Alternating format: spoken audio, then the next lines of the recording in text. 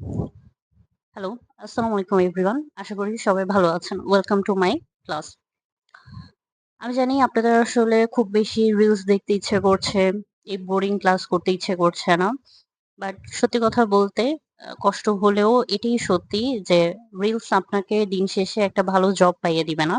বা কোনো পাবলিক ইউনিভার্সিটিতে চান্স করে দিবে না বা আইএলটিএস এ ভালো স্কোর এনে দিবে না। বাট এই বোরিং ক্লাসটাই আপনাকে একটা ভালো জব পাইয়ে দিতে পারে, একটা পাবলিক ইউনিভার্সিটিতে চান্স করে দিতে পারে। সো কষ্ট হলেও শেষ পর্যন্ত নিজের জন্যই ক্লাসটা দেখবেন। আ আজকে হয়তো মনে হচ্ছে রিলস দেখলে ভালো হবে, কি হবে? ২ দিন পরে না হয় ক্লাস করে নিব। কিন্তু ট্রাস্ট মি একটা সময় এই যে ডিসিশনটা নিচ্ছেন এটাই আপনার রিগ্রেট এর কারণ হবে। সো সেটাই যেন না হয় এজন্যই বলছি আসলে একটু কষ্ট হলেও আমি ট্রাই করব যতটা ইন্টারেস্টিং করা যায় ততটা ইন্টারেস্টিং করা ক্লাসটাকে। সো চলুন শুরু করা যাক। এটা আমাদের ওয়ার্ড মিনিং এর ২য় ক্লাস। যারা ১ম ক্লাসটা মিস করেছেন বা ১ম ক্লাসটা দেখেননি অবশ্যই করে আসবেন। এর ফলে একটা কন্টিনিউটি মেইনটেইন হবে। আজকের ক্লাসে আমরা বোর্ডে দেখানো এই ১০ টি ওয়ার্ড মিনিং সম্পর্কে জানবো। তো চলুন শুরু করা যাক। আমাদের ১ম ওয়ার্ড হচ্ছে এক্সাজারভেট। এক্সাজারভেট এর মানে কি? এক্সাজারভেট এর মানে হচ্ছে কোনো সিচুয়েশনকে আরো বেশি খারাপ করা। ধরেন একটা সিচুয়েশন আছে, সেটাকে আরো ক্ষতিকর করা। ধরেন আপনার কোনো একটা হেলথ ইস্যু হচ্ছে, হ্যাঁ? আপনার হেলথের কোনো একটা প্রবলেম হচ্ছে। এখন সেই হেলথের প্রবলেম মধ্যে আপনি কম ঘুমাচ্ছেন, পোর ডায়েট নিচ্ছেন, সেটা কি করবে? আপনার হেলথের ইস্যুটাকে আরো বেশি খারাপ করবে। এই খারাপ করাটাকে আসলে আমরা বলি এক্সাজারভেট করা। এখানে একটা মিক্স সেন্টেন্স দেয়া আছে দেখেন, lack of sleep and poor diet will only exaggerate your health problem. আপনার কম ঘুমাবেন, পুর ডায়েট নিবেন, আপনার যে হেলথ প্রবলেমটা আছে সেটাকে আরো বেশি এক্সাজারবেট করবে। মানে আরো বেশি প্রবলেমটি করবে, আরো খারাপ করে দিবে। এটাই হচ্ছে বেসিক্যালি এক্সাজারবেট। এখন আমরা এটাকে আসলে মনে রাখবো কিভাবে? কারণ ওয়ার্ড মিনিং এর মেইন প্রবলেম হচ্ছে আজকে পড়ছি, কালকে ভুলে যাচ্ছি এরকম অবস্থা। তো আমি গল্পে, গল্পে বলি, হ্যাঁ? ধরেন আপনার এক্স এর সাথে আপনার ব্রেকআপ হয়ে গেল, হুম? এখন ব্রেকআপ হওয়ার পরে স্বাভাবিক তার অনেক মেমোরি আপনার কাছে আছে। আপনি চাচ্ছেন তার মেমোরি গুলো আপনি খেয়ে ফেলবেন, খেয়ে ভুলে যাবেন। এখন খাওয়ার পরে দেখা গেল যে আপনি তার মেমোরি গুলো ডাইজেস্ট করতে পারছেন না। মেমোরি ডাইজেস্ট করতে না করার ফলে তার মেমোরি গুলো আপনার আরো বেশি মনে পড়ছে। যেহেতু আপনি মেমোরি গুলো খেয়ে ফেলেছেন, হ্যাঁ? এই যে আপনার এক্স এর মেমোরি যে খেয়ে সিচুয়েশনটাকে আরো খারাপ করলেন, এটাই হচ্ছে এক্সাজারবেট। এভাবে ইজিলি মনে রাখতে পারেন। আমাদের নেক্সট ওয়ার্ড প্র্যাগমেটিক। প্র্যাগমেটিক মনে রাখা খুবই ইজি। প্র্যাগমেটিক হচ্ছে অর্থ প্র্যাকটিক্যাল। যে পার্সনটা প্র্যাকটিক্যাল তাকে আমরা প্র্যাগমেটিক বলি। তো প্র্যাগমেটিক দেখলে আসলে মনে পড়বে যে যে মানুষটা হচ্ছে প্র্যাকটিক্যাল সেই হচ্ছে pragmatic. She is a pragmatic leader who focuses on solution instead of problems. বলছে কি যে পার্সনটা একজন প্র্যাগমেটিক লিডার সে কি করবে? সে কখনো প্রবলেমে ফোকাস করবে না, সে সবসময় সলিউশনে ফোকাস করবে। সো দেখেন, যে মানুষটা প্র্যাকটিক্যাল সেই হচ্ছে প্র্যাগমেটিক বা প্র্যাগমেটিক পার্সন হচ্ছে always practical. Next word anonymity. এই ওয়ার্ডটা আমরা আসলে খুব কমন জানি। কমন ওয়ার্ডটা জানি হচ্ছে অ্যানোনিমাস। অ্যানোনিমাস থেকে আসছে হচ্ছে অ্যানোনিমিটি। ম্যাক্সিমাম টাইম পেপারে পড়ি না আমরা, ইংলিশ পেপারগুলোতে দেয়া থাকে যে অ্যানোনিমাস ওপিনিয়ন। এর মানে কি? যে পার্সনটা তার ওপিনিয়ন দিয়েছে সে তার পরিচয়টাকে হাইড করেছে। এই হাইড করা, পরিচয় হাইড করাটাই হচ্ছে অ্যানোনিমিটি। হ্যাঁ? অ্যানোনিমিটি হচ্ছে নিজের পরিচয় গোপন রাখা, নিজের পরিচয়টাকে না জানানো। Anonymity gives people the freedom to speak without fear of judgment. ধরেন আপনি কোন একটা মানে কোন একটা কথা বললেন, হ্যাঁ? এখন আমাদের সবসময় ভয় থাকে কি মানুষ আমাকে জাজ করবে। কিন্তু যদি আপনি anonymity মেইনটেইন করেন যে আপনার পরিচয় আসলে মানুষ জানেই না, সেক্ষেত্রে আপনাকে জাজ করার কোনো প্রশ্নই ওঠে না। সো এটাই হচ্ছে anonymity। ঠিক আছে? পরের ওয়ার্ড হচ্ছে emanating। ওকে। এমানেটিং মানে হচ্ছে বের হওয়া, নির্গত হওয়া। কোনো কিছু বের হয়ে আসা। দেখেন এই যে আগরবাতি, এই আগরবাতি থেকে এই যে ধোঁয়াটা বের হচ্ছে বা একটা স্মেল বের হচ্ছে এটাকেই আমরা বলি এমানেটিং। A pleasant aroma was emanating from the freshly baked bread. আমরা যখন ব্রেডকে বেক করি, পাউরুটিকে বেক করি তখন খুব সুন্দর একটা স্মেল বের হয়। এটাকেই বলা হয় হচ্ছে এমানেটিং। ঠিক আছে? কোনো কিছু বের হওয়া। Nice smell is emanating from the kacchi polao, আমরা বলি না এভাবে? ঠিক আছে, এখন কথা হচ্ছে আমরা এটা মনে রাখবো কিভাবে। আ ম্যান ইটিং এমিনেটিং, হ্যাঁ অনেকটা এরকমই শোনায় কিন্তু আ ম্যান ইটিং এমিনেটিং, হ্যাঁ ধরেন মনে রাখবেন এভাবে গল্প আকারে যে একটা মানুষ গরম গরম ভাত খাচ্ছে, আ ম্যান ইটিং গরম গরম ভাত খাচ্ছে, তার মুখ দিয়ে ধোঁয়া বের হচ্ছে, তার মুখ দিয়ে emanating smoke is emanating from his mouth, তাইলে এ ম্যান ইজ ইটিং, এটা এমিনেটিং দেখলেই এরপর থেকে এটা মনে পড়বে, গল্প আকারে মনে রাখবেন।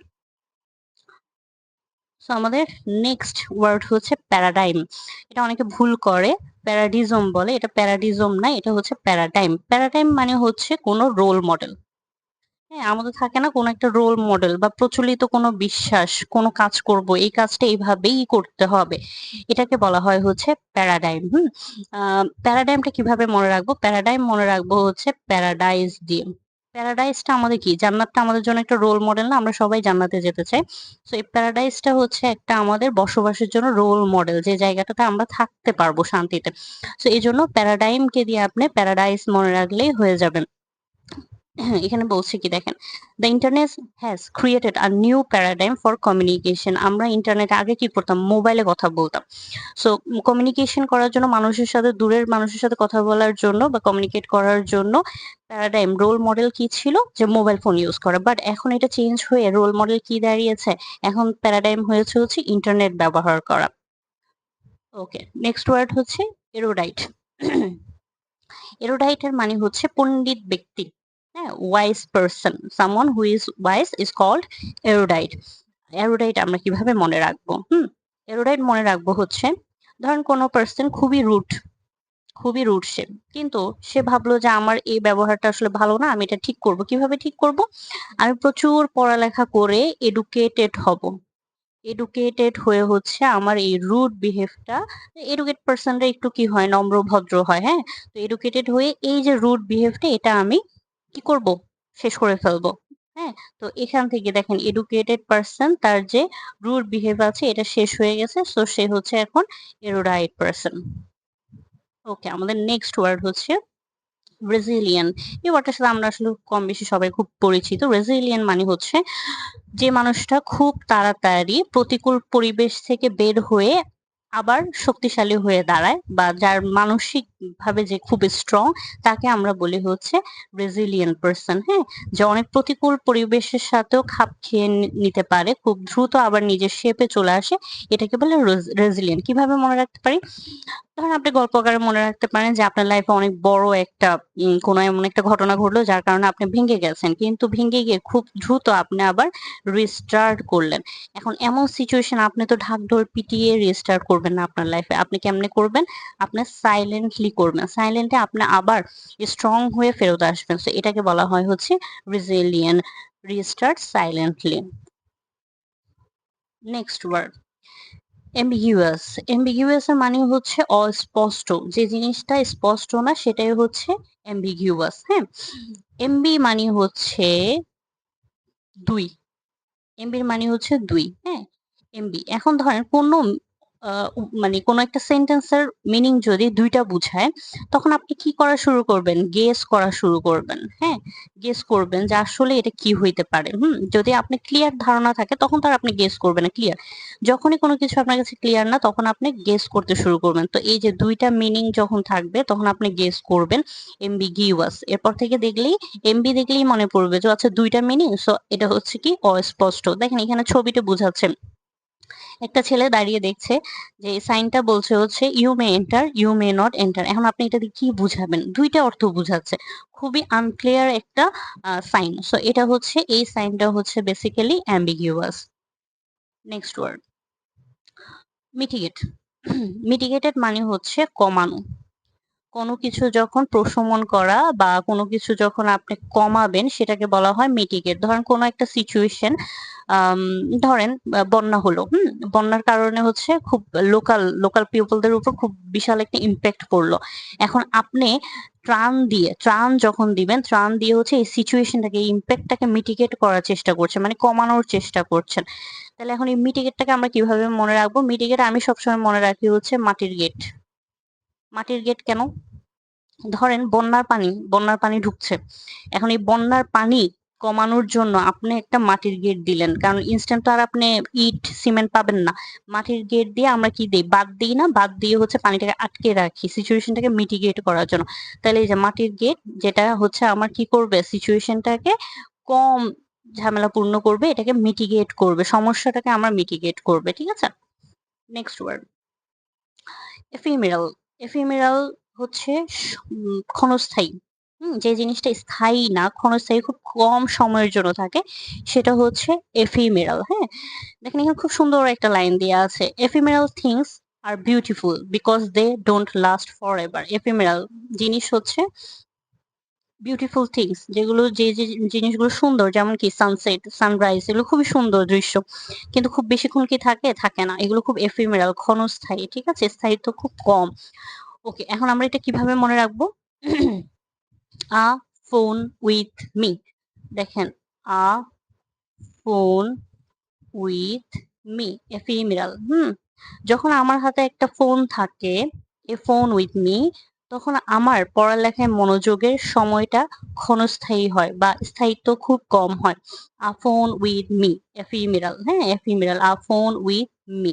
দেখেন এখানে একটা খুব সুন্দর লাইন দিয়েছে, the beauty of the sunset is ephemeral, it last only a few minutes. আমরা কি জানি? সানসেটের বিউটিটা খুবই সুন্দর, কিন্তু খুব কম সময়ের জন্য থাকে, সো এটাকে আমরা বলি হচ্ছে এফিমেরাল।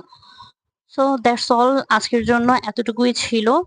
10টা ওয়ার্ড পড়ালাম। নেক্সট ক্লাসে আমরা এই 10টা ওয়ার্ডের উপরে হচ্ছে এক্সাম নিব, এমসিকিউ এক্সাম করিয়ে দিব আপনাদেরকে। সো আশা করি ভালো লেগেছে। ক্লাসটা অ্যাটেন্ড করার জন্য সবাইকে ধন্যবাদ। যার যদি এরপরে আরো ক্লাস চান, অবশ্যই চ্যানেলটাকে সাবস্ক্রাইব করে রাখবেন। Thank you everyone.